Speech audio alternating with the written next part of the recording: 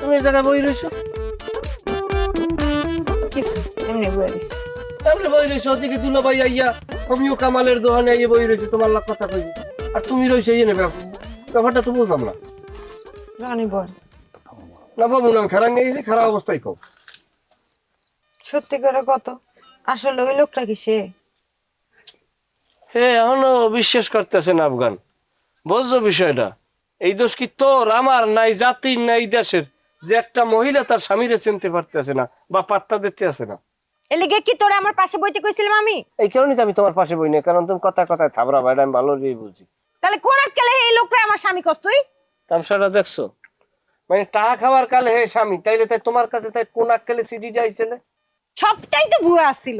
এখন তো সব আমি বুঝতাছি, সব ভুয়া আসছিল। ভুয়া কামটা কে করছে? নিশ্চয়ই তুই করছস তুই। হ্যাঁ আমি করছি না, আমার আর খাইয়ে লই কোনো কাম নাই। আচ্ছা বাবু কৌদি, হ্যাঁ তোমার মধ্যে কি এখনো কোনো স্বামী স্ত্রীর সম্পর্ক আছে? মানে তোমরা কি আসলেই স্বামী স্ত্রী? না থাকতে কি এখন তুই আমার লাগে পাত্র খুঁজবি? সমস্যা নাই, দরকার হইলে দেখলাম, এটা কোনো কথা না।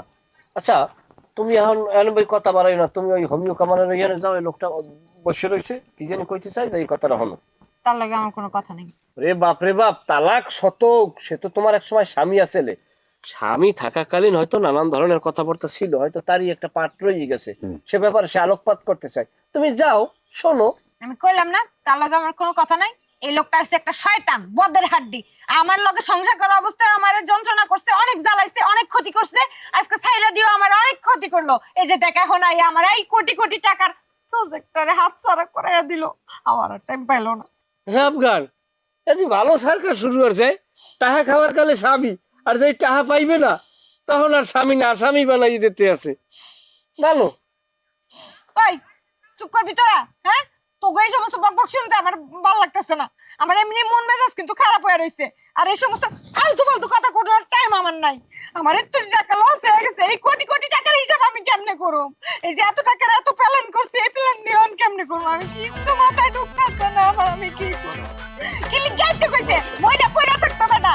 হ্যাঁ মরছে ভালো ছিল, আইতে কইতেছে গেছে আগরবাদ।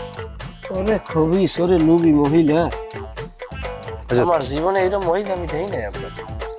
তুই জায়গা বলি গে, আমার মুখে আমি না আসবো। তোর কাকা আইতাছে, কাকা না চাচা আইতাছে, আরে আনতে হইব না? এ কি বিলিয়ার দিয়ে আইবে, এ কি বিমানবন্দরে ল্যান্ড করবে, এবার হেডদার দিয়ে লাগেজ আবার গাড়ি করে টানা লাগবে রে? জীবনে তো দেখি নাই কোন সাইজের কেমন কি। আন্দাজ করে লও, কাঁচা পাহা মিলে নিয়ে। আচ্ছা চল বাড়িতে চল, আয়।